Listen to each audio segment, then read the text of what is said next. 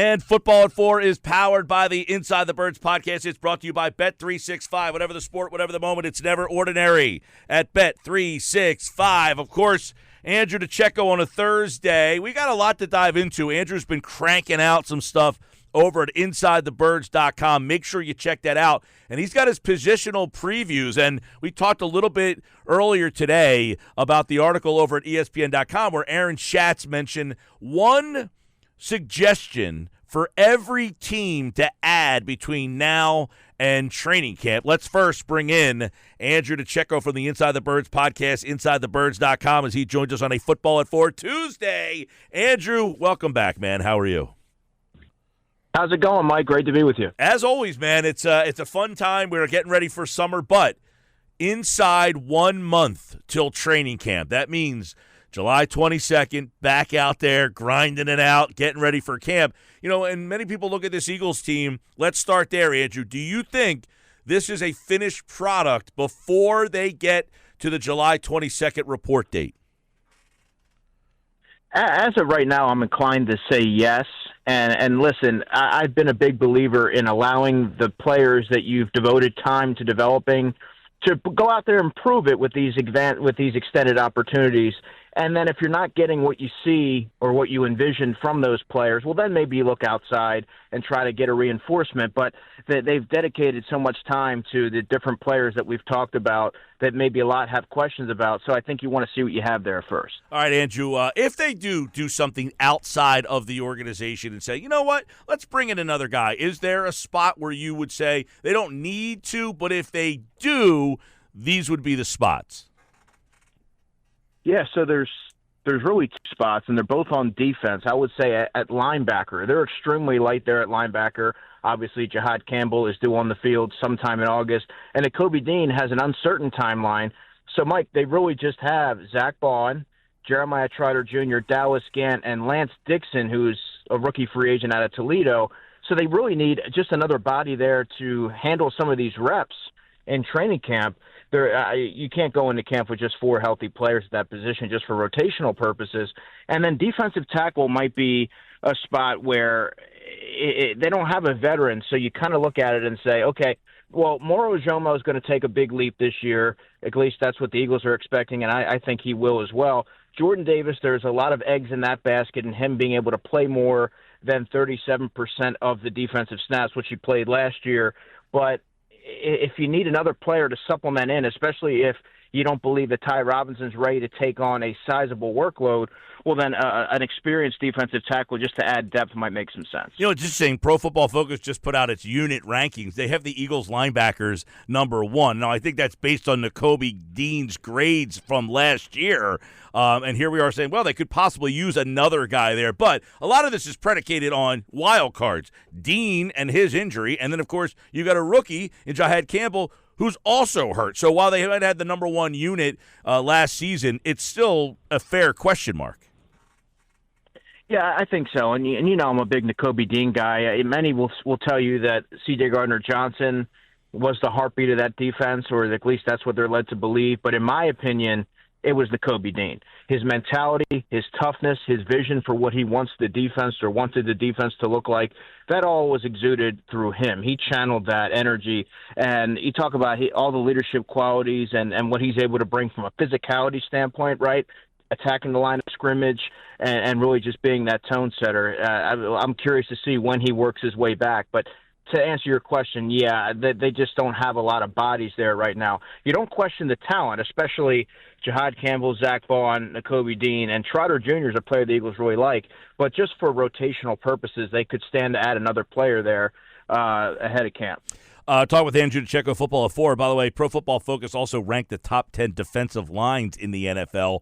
Philadelphia, number 2. They lose Milton Williams and Josh Sweat, and it seems that people still are excited, Andrew, about what's left over. And I say left over, not like these are spare parts, but I guess the opportunity for some emergence here. Yeah, there's a couple of players here that are going to be inheriting more prominent roles. None more than Moro Ojomo, who is entering his 3rd season. He kind of has an undersized build, but so did Milton Williams, and Milton Williams was effective. Ojomo has continuously got better each of his past 2 seasons. I think year 3, he's going to really hit his stride. Physical player, violent hands, and somebody who can be disruptive along the interior and really put some interior linemen in a bind. But the question remains, can he handle a larger workload without diminishing his effectiveness? Because when he was inserted in the games, he had a lot of bursts, and you saw the energy that he was able to sort of showcase out there. So will a larger opportunity this season, will that diminish some of that effectiveness? We're going to learn about that. And then Jordan Davis, that's the big question. The Eagles are banking on him sort of continuing that development, what you saw to end the postseason. I don't know if he's ever going to be a pass rush phenom from that position, but I do think that he needs to, and he can provide you with a little bit more of a responsibility this year in terms of snap share. All right, Andrew DiCecco, Football 4 here on the Sports Bash Live. You wrote an article over at InsideTheBirds.com, your positional previews, the spot that Aaron Schatz over at ESPN thought that the Eagles could still add to. He has Tyler Boyd as a slot wide receiver. Now, people listening might be like, hey, Boyd, Bengals, great run there, 8 seasons. Last year he was in Tennessee, wasn't so good. But would that be something that would perk your interest, bringing in a player like Tyler Boyd? He also mentioned Keenan Allen as a possible fit. But do you think they still should be kicking the tires on a slot wide receiver? Well, it's an interesting concept, but the point remains, how will they fit into the offense, right? There's only one football.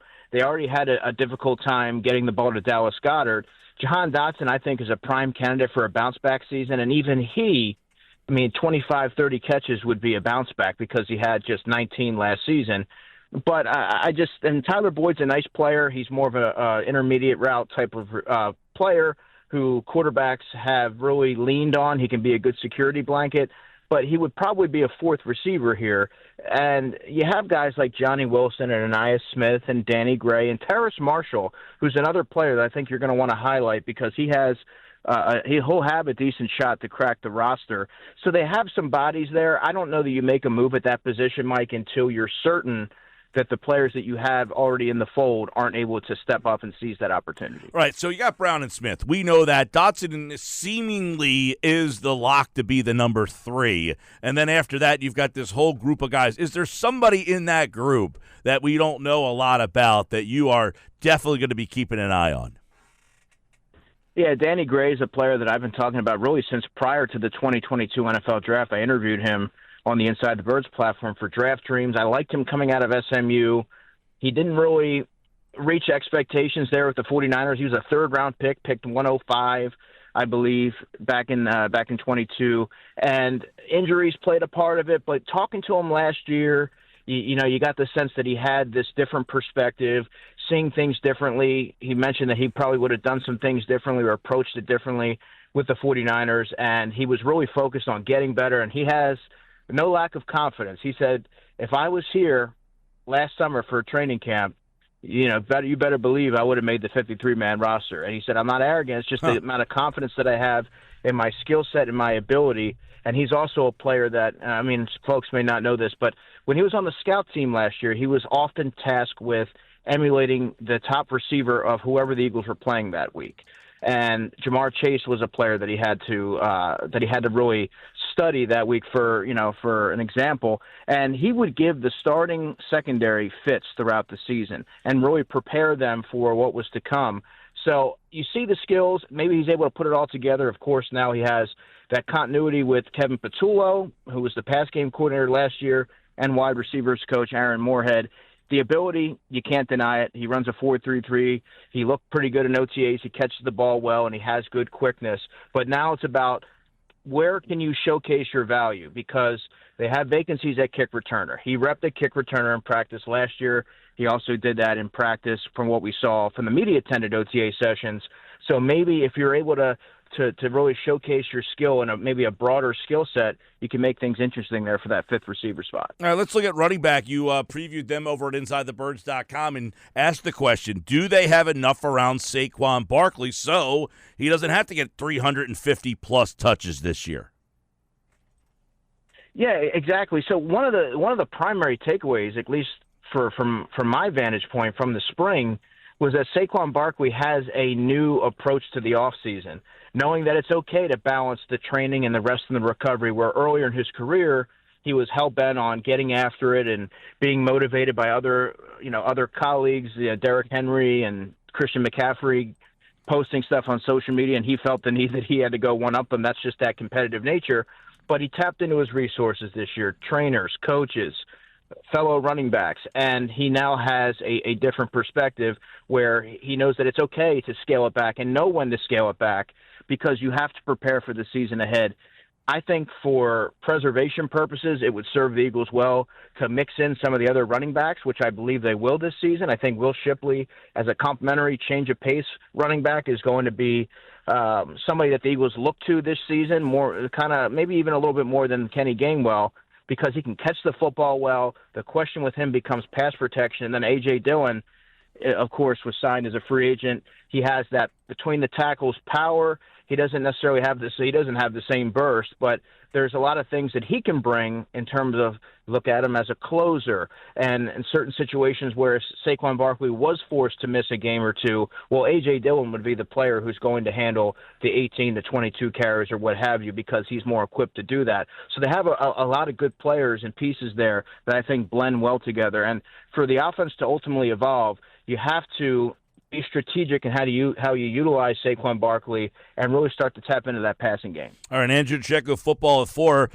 Yesterday, the tight end university, a lot of stuff coming out of that, and the tight end was a big question. And then they got Goddard to come back, and you wonder what kind of evolution do we see in the tight end game with the group of guys that are here now? Great question. Yeah, and the tight end university. So Dallas Goedert was there, Grant Calcaterra was there, E.J. Jenkins was there, and so was Nick Muse, who actually, I wrote this in my story, he was like George Costanza in that he left on a high note. His best practice was showmanship. His best practice was mandatory minicamp, where he had about 3 splash-worthy plays, including a touchdown in the red zone, and one where he sort of extended like an outfielder and was parallel to the ground from about 25 yards out.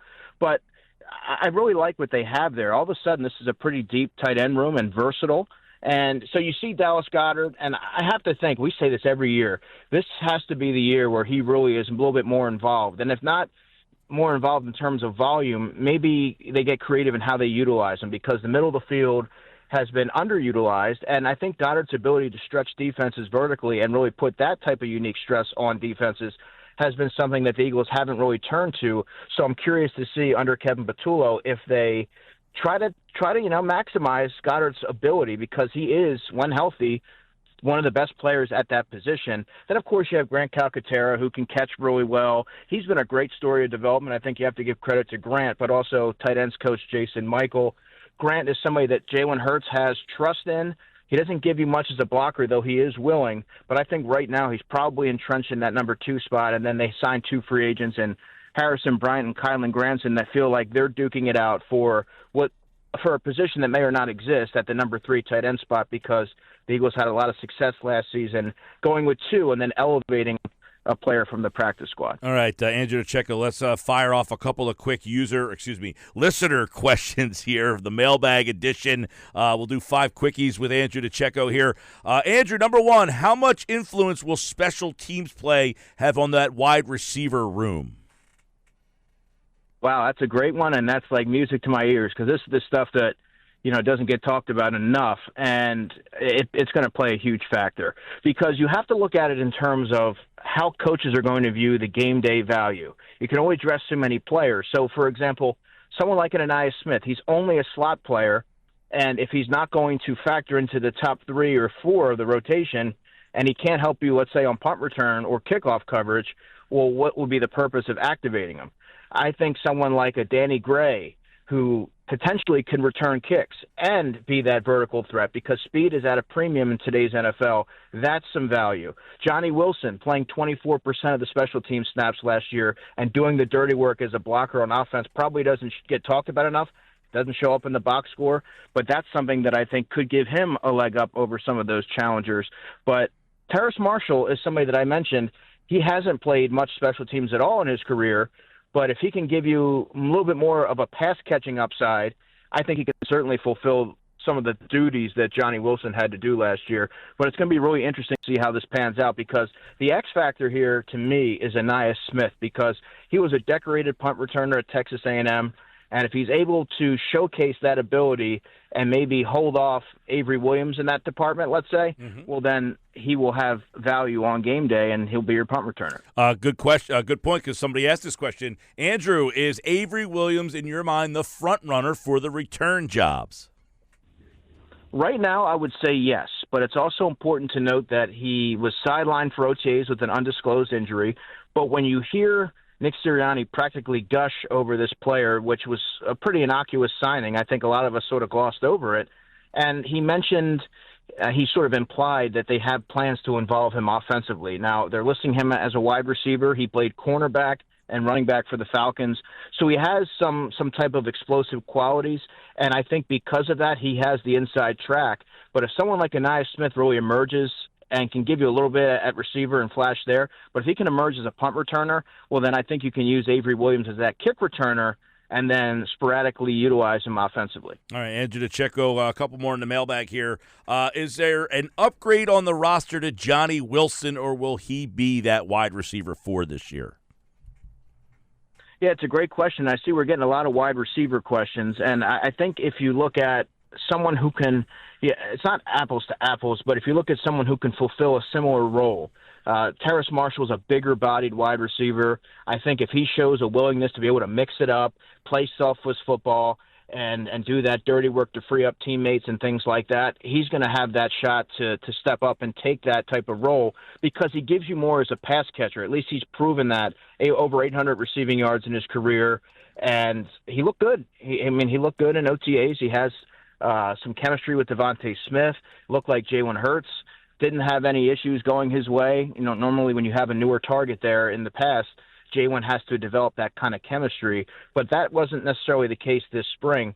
So I think if there were a player, it would be Terrace Marshall. All right, we'll do one more here on the offensive line. Andrew, do you think Matt Pryor is a bigger challenger to that spot over Kenyon Green for Tyler Steen's spot at the right guard spot? I absolutely do. Because, look, when Kenyon Green was acquired in that C.J. Gardner-Johnson trade, many just assumed that, okay, he was once a first-round pick, a decorated player. The Eagles brought him in for, a 30 visit, so there's interest there. Well, that's all true, but let's not forget that Kenyon Green was graded as one of the worst players at his position in the sport. And, Jeff Stoutland has his hands full there, but he's going to have to work with him a little bit, where someone like Matt Pryor played over 1,000 snaps last season with the Bears. He's played a ton of football. He was running with the second team, take it for what it is, in OTAs with the second team when we last saw the Eagles, and it was Kenyon Green who was working on the third team. He can play left or right guard. Best case scenario, in my opinion, Mike, Kenyon Green's sort of vying for the Tyler Steen role of last season, where he can be that multifaceted guard on game day that you can kind of plug in. But I think Matt Pryor right now is probably the primary challenger to Tyler Steen. That's Andrew DiCecco, everybody. Football at 4, a little breakdown. You can check out all the position previews over at InsideTheBirds.com. And Football at 4, we're gearing up for training camp, July 22nd. We're inside a month. Andrew, can't wait for it. Appreciate your time as always, man. You bet, Mike. Talk soon. All right, that's Andrew DiCecco for Football at 4 today on the Sports Bash Live on 97.3 ESPN.